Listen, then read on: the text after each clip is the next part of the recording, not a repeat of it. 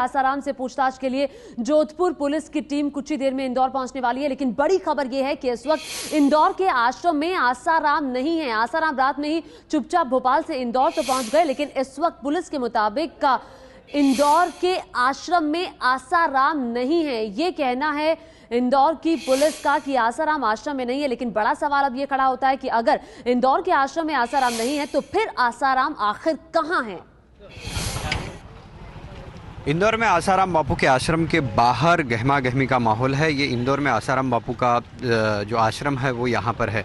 जोधपुर की पुलिस एक तरफ निकल चुकी है, आसाराम बापू का जो पूछताछ करनी है उसके लिए उनकी टीम निकल चुकी है। और अगर देखा जाए तो जो सूत्रों से हमें पता चला है, उनके प्रतिनिधियों ने बताया है कि आसाराम बापू इंदौर में ही है।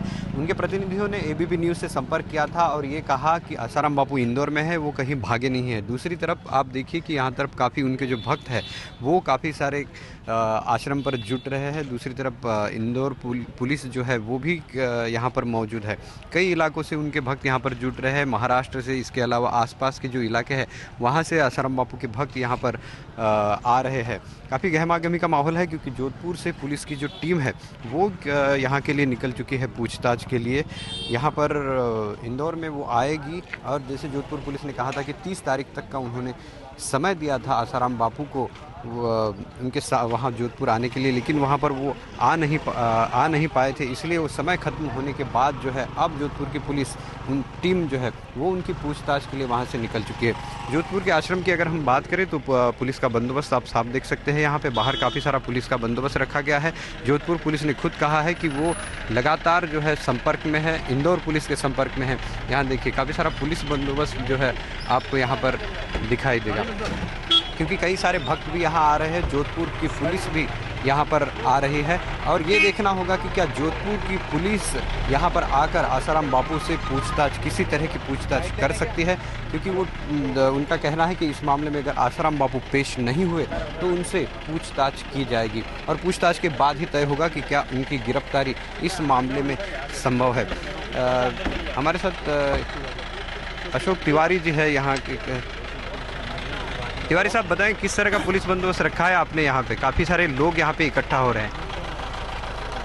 देखिए यहाँ पर जो लोग इकट्ठे हो रहे हैं इसमें मैक्सिमम तो मीडिया वाले हैं।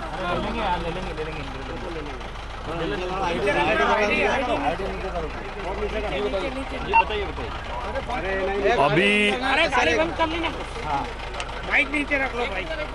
जो लोग यहाँ पर एकत्रित हो रहे हैं इसमें अधिकांश मीडिया वाले ही हैं।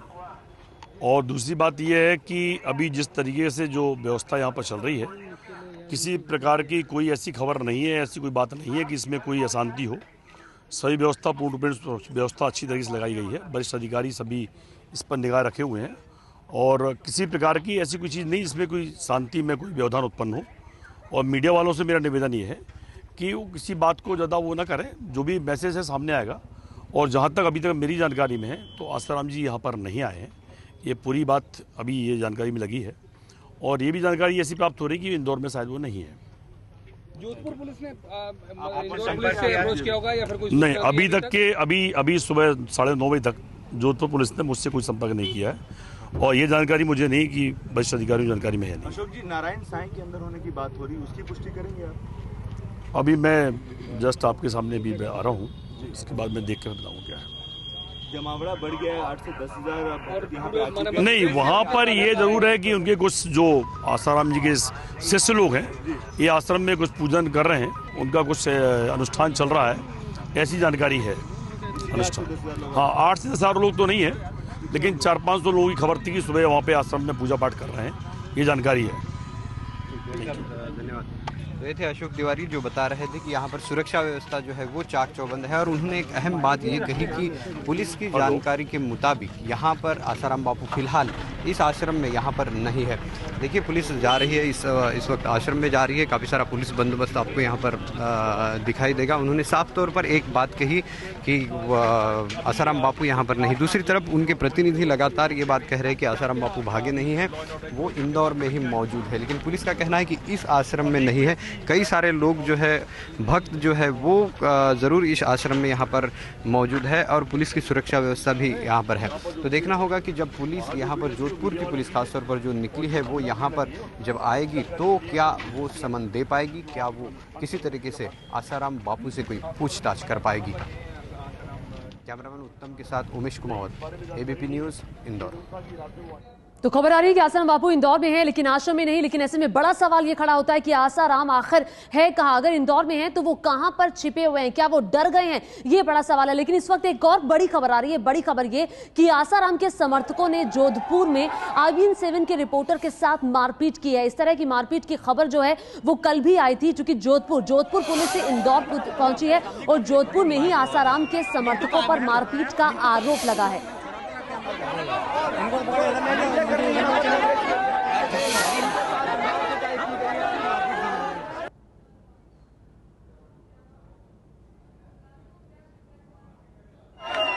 और न्यूज चैनल के रिपोर्टर से मारपीट हुई है। ये जोधपुर की तस्वीरें आप देख रहे हैं। ये देखिए, ये सभी आसाराम के समर्थक हैं जो मीडिया कर्मी वहां पर पहुंचे थे आश्रम के बाहर, उनके साथ मारपीट कर रहे हैं। और इसी मारपीट के बाद IBN7 के रिपोर्टर जिनके साथ मारपीट हुई है उनसे बातचीत की एबीपी न्यूज संवाददाता मनीष शर्मा ने।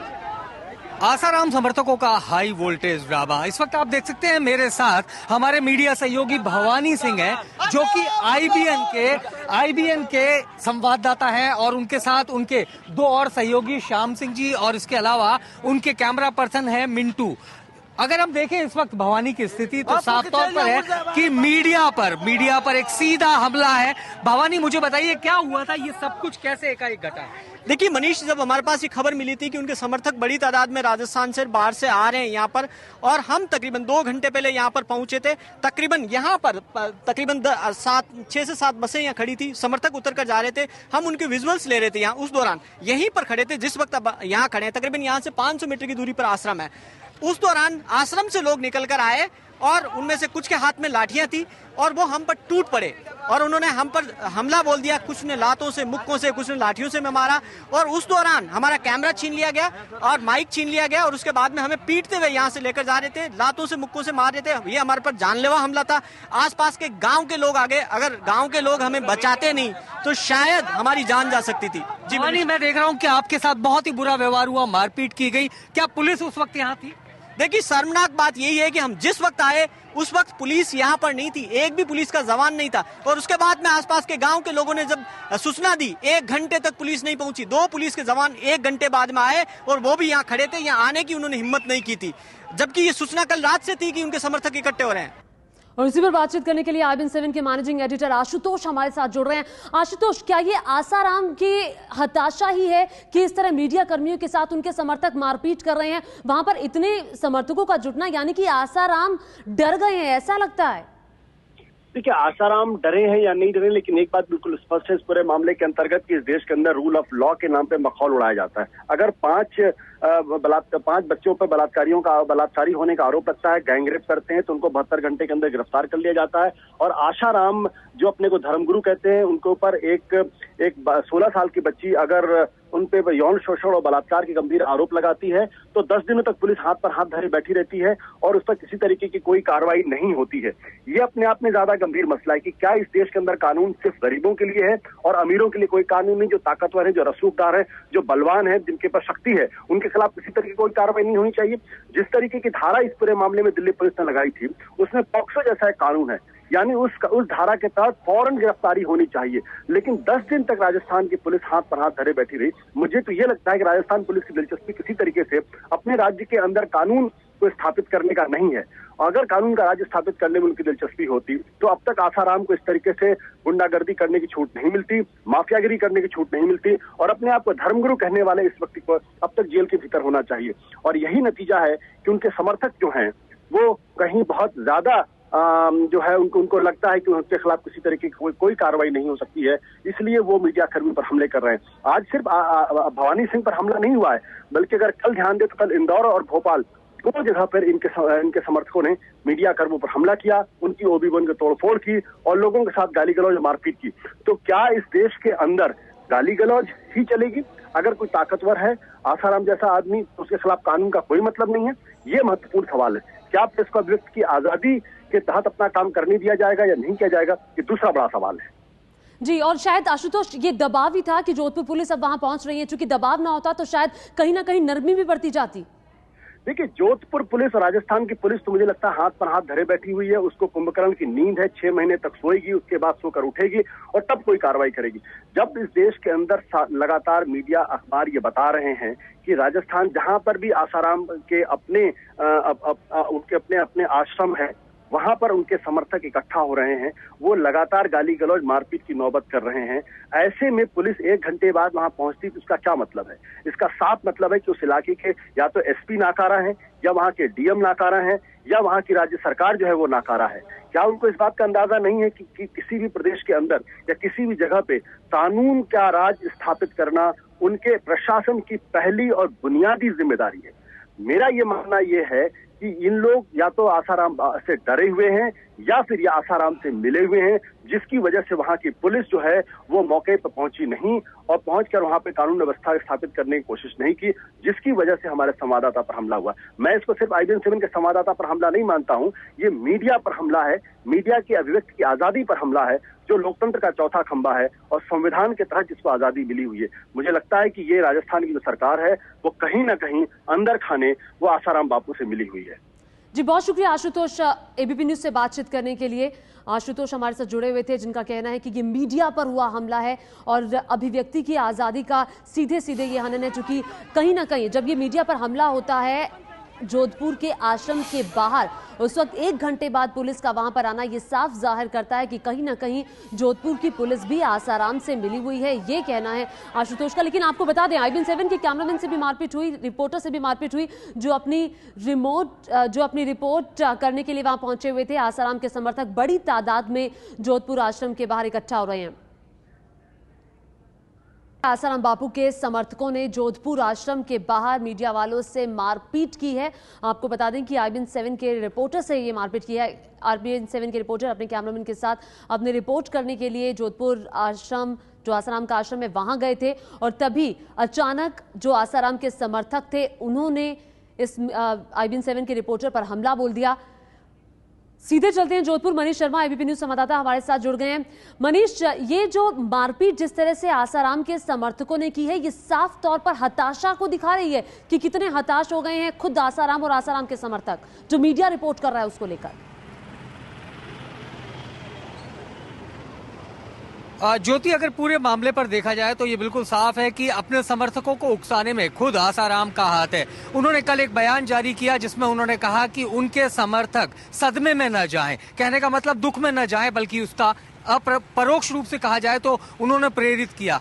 सुबह से ही ये तमाम समर्थक पाल रोड जोधपुर स्थित आश्रम में इकट्ठा होने शुरू हुए और जैसे ही IBN के संवाददाता वहां पहुंचे, इन लोगों ने घेर लिया। और सबसे बड़ी बात, इन समर्थकों ने अपनी रणनीति ये बनाई कि महिलाओं का जो उनका एक पूरे स्वयंसेवक हैं उनको आगे कर दिया मारपीट के लिए। उस वक्त तक पुलिस और उसके बाद कोई महिला पुलिस वहां नहीं थी उन्हें रोकने के लिए, पुलिस उन्हें रोक नहीं पाई और एक के बाद एक हमला किया गया। 3 जो IBN की टीम है उसमें 3 लोग हैं, जिनमें कैमरामैन मनीष जुल्का है, इसके अलावा उनके एक सहयोगी श्याम सिंह है और खुद संवाददाता भवानी सिंह देवड़ा। इन तीनों पर जानलेवा हमले किए गए। ये लोग हथियारों और लाठियों से लैस थे और इन्होंने उनके कैमरा इक्विपमेंट्स तोड़ दिए, उनके माइक को छीन लिया। तो पूरी तरह से एक जानलेवा हमला हुआ है IBN की टीम पर और उसके बाद भी अभी ये तमाम समर्थक पथराव कर रहे हैं। पुलिस के चंद सिपाही यहाँ जोधपुर पुलिस प्रशासन ने भेजे हैं, लेकिन वो केवल खाना पूर्ति के लिए।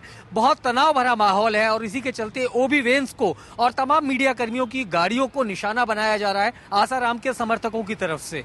जी और ये बताइए मनीष कि अभी क्या स्थिति थोड़ी सुधरी है? क्या आप आश्रम के बाहर जाकर रिपोर्टिंग कर पा रहे हैं या माहौल वैसा ही है?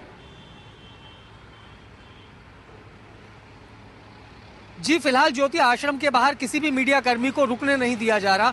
जैसे ही कोई मीडिया कर्मी अपना कैमरा शुरू करता है या कोई बात कहनी शुरू करता है, अंदर से समर्थकों की भीड़ आती है, पथराव किया जाता है। महिलाएं जो हैं वो सीधे तौर पर उन पर हमला करने के लिए आगे बढ़ती हैं और यहाँ पर कोई भी महिला पुलिसकर्मी नहीं है। ऐसे में कोई पुलिस का जवान इन महिला कार्यकर्ताओं को हाथ नहीं लगा सकता और उसी का वो फायदा उठा करके लगातार मीडिया कर्मियों पर हमले की स्थिति में है और मीडिया कर्मियों को इस जगह से दूर जाना पड़ा है। तमाम अपनी OB वेंस और गाड़ियों को यहाँ से हटाना पड़ रहा है। बहुत ही उत्तेजना और तनाव का माहौल है आश्रम के आसपास के इलाके में, और आसपास की जो जनता है वो भी इस चीज को लेकर नाराज है कि आसाराम के समर्थक इस तरीके की गुंडागर्दी सड़कों पर उतर के कर रहे हैं। और जब मीडिया के साथ ऐसा किया जा रहा है तो उन लोगों के साथ किस प्रकार का व्यवहार ये कार्यकर्ता और स्वयंसेवक करते होंगे। जी बिल्कुल, ये खुलेआम गुंडागर्दी है आसाराम के समर्थकों की। और ये जो घटना है ये जोधपुर पुलिस पर भी कई सवाल खड़े करते हैं कि किस तरह की तैयारी उन्होंने वहां पर की है। उमेश कुमावत के पास चलते हैं, इंदौर में इस वक्त मौजूद हैं। उमेश, वहां पर क्या चल रहा है, पुलिस क्या कह रही है, आसाराम कहां है? चूंकि आश्रम में नहीं है, ये खबर आई थी। देखिए, यहाँ जो जोधपुर में हुआ है उसके बाद यहाँ पर पुलिस सुरक्षा बढ़ाई गई है। 2 पुलिस की गाड़ियाँ भी अभी यहाँ पर सुरक्षा के लिए गई है। ये देखिए, यहाँ पर पुलिस सुरक्षा यहाँ पर मौजूद है क्योंकि यहाँ पे भी तनाव का थोड़ा सा माहौल है। पुलिस ने भी कहा था कि जो मीडिया कर्मी है वो थोड़ा गेट से दूर हट जाए। और उसके बाद जो जोधपुर की खबर आई है, ये आसाराम जी का, यहाँ पर आसाराम बापू का आश्रम है, उसके बाद जो है यहाँ पे पुलिस सुरक्षा बढ़ाई गई है। और हमने पुलिस से भी पूछा था ज्योति की क्या कैसी सुरक्षा व्यवस्था उन्होंने यहाँ पर रखी हुई है, तो उन्होंने कहा कि सुरक्षा व्यवस्था पुख्ता है। लेकिन एक जानकारी पुलिस ने और दी कि फिलहाल आश्रम में आसाराम मौजूद नहीं है। उनके बेटे के बारे में भी उन्होंने कहा कि उनके बेटे के बारे में भी पुलिस को कुछ पता नहीं है, लेकिन आसाराम इस वक्त आश्रम में मौजूद नहीं है। वो ज़रूर कल निकले थे भोपाल से, लेकिन वो इंदौर नहीं पहुँचे। लेकिन ज्योति, सबसे बड़ी बात है कि उनके जो कुछ प्रतिनिधि है वो हमसे लगातार संपर्क कर रहे हैं और ये बोल रहे हैं कि आसाराम इंदौर में ही मौजूद है और वो कहीं भागे नहीं है।